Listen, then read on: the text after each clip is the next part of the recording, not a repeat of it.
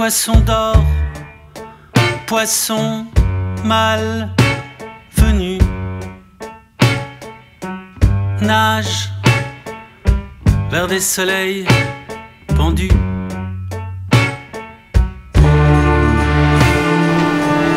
Salut Garbi, comment vas-tu? Bonjour. Bonjour, tout va bien? Tu peux m'appeler Karim? Karim, je peux t'appeler Karim. Ouais. Garbi, ça vient d'où en fait? Garbi. Rarbi. Rarbi. C'est ça, et ça vient d'où en fait? C'est un nom maghrébin, Ok. tunisien, mais je pense qu'il y a des Rarbi un peu partout au Maghreb, peut-être plus en Tunisie. Rarbi, ça veut dire celui qui vient de l'ouest. Ok. Rarb, c'est l'ouest. C'est marrant pour quelqu'un qui vient du sud. Ben, j'imagine que quand on est au sud, on peut venir de l'ouest. Aussi, Sauf effectivement. que moi je viens d'ici, mais mon père vient du sud. C'est ça. Mais sans doute que les ancêtres de mon père, en étant au sud, venaient de l'ouest. Excellent. Alors je suis vraiment content de t'avoir comme invité pour cette émission, Bruxelles la Belle. Alors avant peut-être de parler de ton parcours artistique, on va d'abord parler un peu de ton parcours de vie. Alors qui est Karim Rarbi? D'où vient-il? De Bruxelles. Tu es né à Bruxelles? Je suis né à Etterbeek. J'ai vécu tout le temps à Bruxelles, un peu partout d'ailleurs. Mon père, lui, vient de Tunisie, fait partie de la première génération d'immigrés tunisiens. Et ma mère vient de Wallonie, de la frontière française. Ils se sont rencontrés à Bruxelles. Donc, originellement, je suis tuniso-wallon ou wallo-tunisien, mais bruxellois, parce que né à Bruxelles. Ton cursus? Mon cursus... Tu es né à Etterbeek? Je suis né à Etterbeek, j'ai vécu un peu dans la banlieue bruxelloise et puis un peu partout à Bruxelles. Et j'étais à l'école, mon cursus scolaire n'a vraiment pas été brillant du tout. Hein, j'étais plutôt un dernier de classe doubleur, j'ai fait beaucoup renvoyer des écoles, etc. J'étais un peu turbulent. Jusqu'au moment où j'ai décidé d'exprimer toute cette... fougue, on va pas dire colère, mais cette fougue par la musique et par la danse. Et donc j'ai commencé à danser, à prendre des cours de musique vers 15-16 ans. Et comment s'est passé les premiers pas dans la musique? C'est un professeur qui a dit que tiens, ou c'est par toi-même, ou bien les parents? Les premiers pas dans la musique, la musique elle est là depuis toujours. Donc quelque part, c'est pas... c'est la musique qui a mis les pas en moi, plus que moi qui ai mis les pas dans la musique. Ouais. Et donc mes premiers pas dans la musique, c'est que j'ai toujours chanté, fait de la musique, etc. Spontanément, sans prendre des cours. J'ai commencé assez tard à prendre des cours, vers 15-16 ans. Et puis donc j'ai pris des cours de chant, j'ai pris des cours de solfège, de piano. Et puis j'ai commencé à monter des petits groupes, puis je suis rentré au conservatoire de danse, parce que je voulais danser.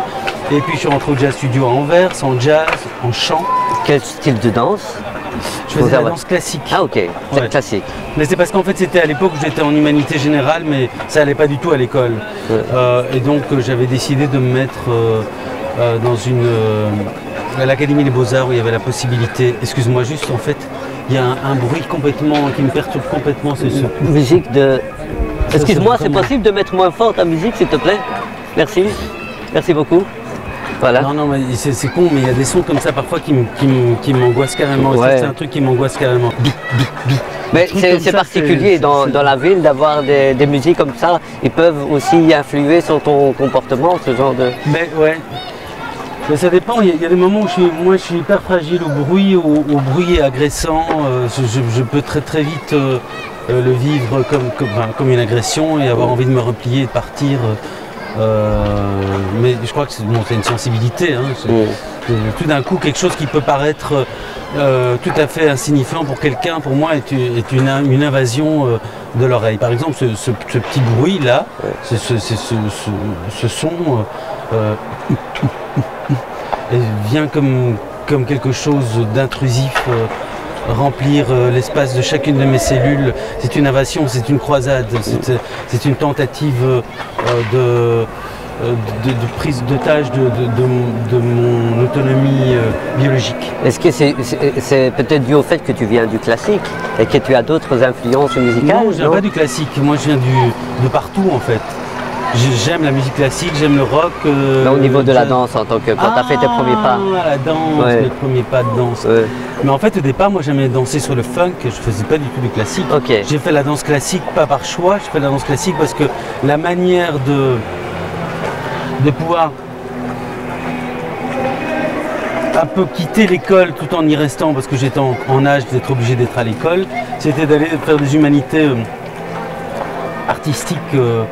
Et donc j'ai fait danse. Mais quand même, c'est vrai, j'avais vu le Sacre du Printemps de Béjart et j'avais vraiment eu un choc. Autant par la musique de Stravinsky que par la chorégraphie de Maurice Béjart qui m'avait, à l'époque, j'avais vécu ça comme une espèce de révolution. Je me suis dit, waouh, c'est vraiment extraordinaire, je vais faire ça. Et donc voilà, donc j'ai fait la danse et puis le chant et puis j'ai fait le jazz. Ça va, ça je supporte. Tu vois, c'est marrant, tu vois, c'est beaucoup plus fort que le petit je crois que c'est le truc insistant et permanent qui est là. Voilà.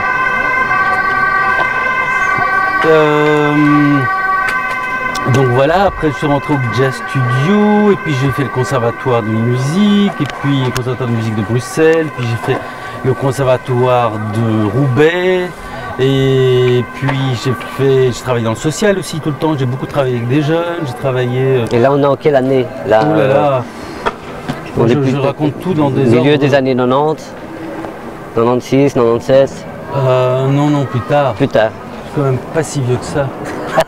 Salopard, ouais. J'ai tendance à vieillir les gens. J'ai toujours mon barème à moi. Pourquoi tu veux absolument C'est la mon date? barème à moi. Mais, Personne ne connaîtra ma date de naissance, mon frère. Qu'est-ce que ok, tu je veux? te le demanderai Pas pas. de date, rien Mais- du tout. et donc le social, tu as aussi contribué. J'ai travaillé comme animateur dans un endroit qui s'appelle, entre autres, avec des enfants. J'ai donné Ok. des cours de chant, de musique, et entre autres dans des lieux où il y a des adolescents en décrochage scolaire. Donc voilà, ça, ton parcours, c'est un peu voilà, un élève un peu perturbant, mais qui a par la suite s'est impliqué et perturbé en plus. C'est ça qui est- Perturbé et perturbant. Mais ça, le côté positif, c'est que tu t'es lancé dans la danse et pour un peu essayer de trouver quelque chose là-dedans qui te permet en tout cas de t'exprimer. Qu'est-ce qui a fait qu'à un moment donné, tu es parti d'un jeune qui prenait des cours de danse, qui donnait des ateliers, à l'artiste Mais disons que pour revenir à ce que tu dis,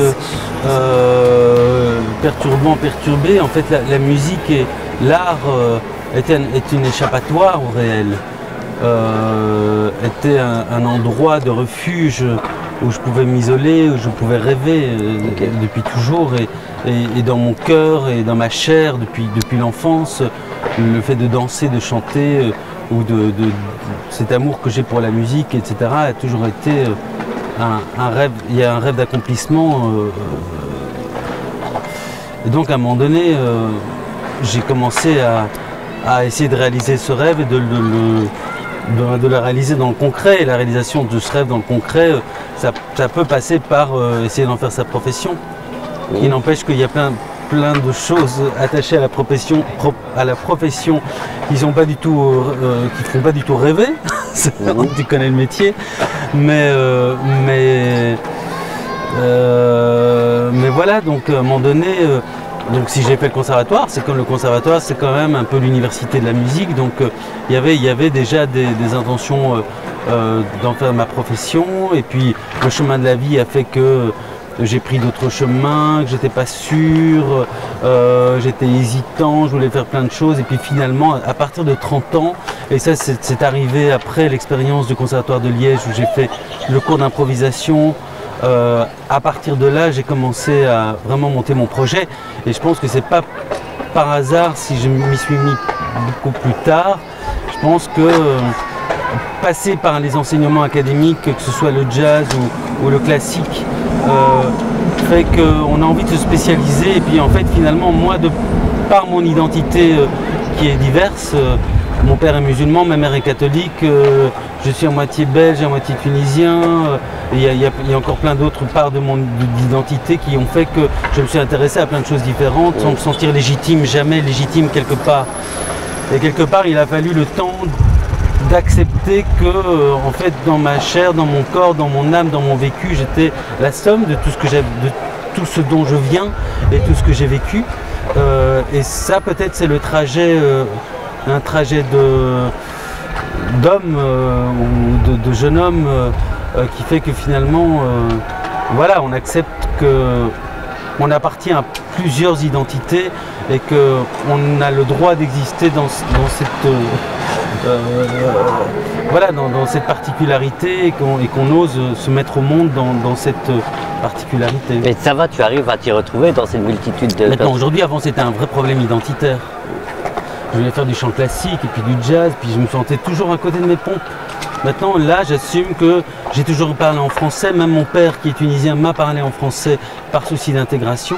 J'assume le fait que je chante en français, enfin, que je chante en français, que je m'exprime dans ma langue maternelle et que c'est la langue avec laquelle je parle et donc que je chante, qui est la plus juste, je dirais. Ça ne m'empêche pas de chanter dans d'autres langues parce que j'adore les autres langues, mais que c'est là qu'il y a de la justesse, je dirais, qu'il y a plus d'authenticité. Et puis d'oser aussi faire des patchwork, oser mettre la main à la pâte de différentes choses, même dans un même spectacle. De pouvoir passer d'une chose cabaret à une chose tout à fait poétique et très intime, et puis dans une chose, voilà, avec toujours un fil conducteur, hein, mais de voilà, oser vivre ma diversité. Ah, diversité sur scène. On est en plein dedans. Voilà. Oser vivre ma diversité identitaire et continuer de la travailler, de la questionner, de la vivre et de l'assumer pleinement. Alors, qu'est-ce que tu racontes dans tes chansons? Quels sont les thèmes que tu abordes? Il y a plein de thèmes différents. Je n'écris jamais des chansons en me disant voilà, je vais parler de ça. Le thème arrive par l'écriture elle-même. Donc je ne suis jamais dans des processus où, un peu comme on fait une dissertation, voilà ce que je vais dire, je vais passer par le point A, B, C, D, non. Donc l'écriture est préalable aux chansons. C'est par l'écriture qu'une thématique vient malgré elle. Maintenant, il y a des chansons, par exemple Poisson d'or, la chanson titre de l'album est venue aussi par l'écriture et par la composition et parle des migrants. Parle du parcours du migrant. C'est une chanson qui essaie de se mettre à la place du protagoniste. Qu'est-ce que c'est que de quitter son pays, de vendre tout ce qu'on a avec l'espoir d'avoir une vie meilleure, qu'est-ce que ça implique et de se traverser avec... voilà. Donc c'est un sujet en pleine actualité. Ouais. J'ai écrit cette chanson un peu malgré moi, après l'épisode de la révolution tunisienne que j'ai vécu, j'étais à Tunis pendant la révolution et j'ai vécu des moments, ce moment fort, extraordinaire de l'histoire, mais aussi j'ai vu la violence des brigades d'ordre public à Tunis et tout ça, et j'ai été très sensibilisé aussi aux exodes, etc. Et donc dans un travail d'écriture, de composition, tout d'un coup ces paroles sont arrivées et effectivement c'est d'actualité, maintenant c'est sorti et paf, tu vois, c'est en plein avec toutes les exodes maintenant importants qui se passent et tout ce que ça suscite comme question éthique, philosophique, comme position aussi, l'Europe par rapport au Moyen-Orient, à l'Afrique, aux pays colonisés, et rapport de force, puis l'incapacité de l'Europe à intégrer, des populations en détresse malgré ses valeurs, et puis sa culpabilité aussi, entre guillemets, enfin bon bref, je ne vais pas commencer à faire de la politique en fait. Non mais c'est intéressant, Oui. En tout cas ton voyage en Tunisie Voilà, a mon quand même voyage en Tunisie a marqué ça et donc voilà. Et tu as aussi quand même en tant qu'artiste une réflexion politique sur cette actualité-là. Mais on le sent en tout cas que quand on parle de la Tunisie. Je vis dans ce monde et donc je vois, je sens, je vis des choses et donc forcément vivant dedans, je ne peux pas ne pas avoir une réflexion, ne pas me positionner, me questionner. Donc c'est ça, le positionnement politique, il vient du fait que je suis un être qui vit dans ce monde plus que le fait que je suis un artiste. Il fait que être un artiste ou être musicien, chanter, etc., c'est travailler avec la matière de la vie, moi, ici, dans ce monde. Et donc forcément, il y a des mots, il y a des choses, des situations. Je vis la révolution tunisienne, j'ai un papa tunisien, je vois des gens tomber dans la rue pour chasser par des forces de l'ordre. Évidemment que malgré moi, ça jaillit à un moment donné dans mon travail d'écriture. Est-ce que c'est ça qui fait que sur scène, tu es très... le corps s'exprime énormément, en tout cas. Il y a le chanter, mais on sent qu'il y a le corps qui est très très présent, qui est un acteur quand même important dans tes concerts. Mais le corps, c'est le lieu du ressenti de tout, du chant, des émotions. Donc, ouais, apparemment, oui. Apparemment, les choses sont beaucoup dans le corps chez moi, d'après ce que les gens me... Bon, je le sais aussi parce que j'aime bien. Mais oui, est-ce que c'est pour ça que... Je ne sais pas, j'ai toujours vécu les choses dans le corps, en fait. Pour moi, les choses passent par le corps, c'est le lieu du sensible. Avant la compréhension ou la mise en mots, c'est le feu, quoi. C'est la joie, c'est la force, c'est le désarroi, c'est tout. Tout ça est physiologique et biologique et sanguin et cellulaire. Avant d'être des êtres humains avec un néocortex et un cerveau rationnel, on est des mammifères, on est des animaux. Et oui, donc oui, le corps. C'est quoi ton agenda maintenant? Tu as sorti ton album, hein, actuellement. L'agenda, c'est... ton album que tu as d'ailleurs ici. Mon album. Ah oui, tu l'as mis déjà dans ton sac. Voilà. Mais il y a le cellophane, j'espère que ça va pas faire des... Avec le sourire. On va peut-être parler de la sortie de ton album. Il est disponible, j'imagine, un peu partout. Quels sont les thèmes que tu abordes dans ton album? Alors, justement, il y a par exemple La Notice. C'est une chanson qui parle des injonctions normatives, mais bon, poétisées. Enfin, injonction normative, c'est déjà un mot très théorique, mais cette espèce de rouleau compresseur de ce qu'il faudrait faire, de ce qu'il faudrait être et du prix à payer pour arriver à ce à quoi nous n'arriverons jamais. Je vais laisser écouter la chanson là-dessus. Ouais, Il faut doucement sur la ville, c'est un poème de Verlaine. Voilà, là on est dans du romantisme au 19e siècle. On est en train d'écouter là. Attends, est-ce que Verlaine, c'est pas 1900... Oui, c'est 1800... Ce poème, il a été écrit, je crois, en 1873, 73, ou... je sais plus. Des concerts qui sont prévus? Attends, parce que tu me poses la question sur les chansons, oui. Je réponds sur les chansons. Mais tu vas pas me faire toutes les chansons non plus. Ah, ça va. Mais non, mais alors, il faut dire qu'il y a d'autres trucs, tu vois. Je vais le garder là. Il y a des chansons qui racontent un assassinat politique, des chansons sur les prostituées, une chanson sur la révolution tunisienne, et puis une chanson des jardins aussi, enfin, il y a plein de trucs. Alors, mon agenda. Si vous allez sur karimgarbi.com, vous trouverez toutes les informations. Okay. Ou sur la page Facebook. Alors, deux dernières questions. La première, c'est est-ce que Bruxelles est une ville qui t'inspire? Oui, non. Oui et non. Oui et non. Oui, oui et non. Oui, parce que c'est une ville qui change énormément et qui se transforme à une vitesse impressionnante et donc est très vivante, très cosmopolite et à la fois qui brasse beaucoup de monde passe par ici. Et j'aime profondément cette ville, oui, pour ces raisons-là.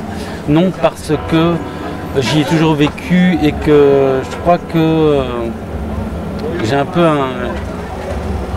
un rapport haine-amour avec cette ville où à la fois j'adore et à la fois il y a des moments où je ne supporte plus, j'ai envie de me casser, mais voilà.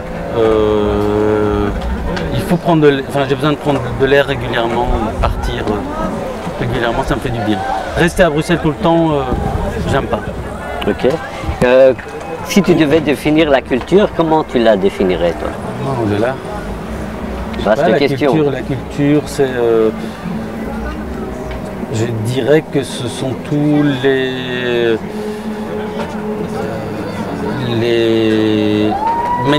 manifestations du vivre ensemble, toutes les manifestations du vivre ensemble.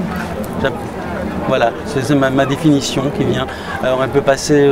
la culture, c'est pas seulement ce qu'on appelle l'art, hein. La culture, c'est... La cuisine, c'est de la culture. La cuisine, c'est un endroit de partage, c'est un objet de partage et c'est là qu'on met en commun, en fait. C'est la mise en commun. La mise en commun d'humanité, avec S.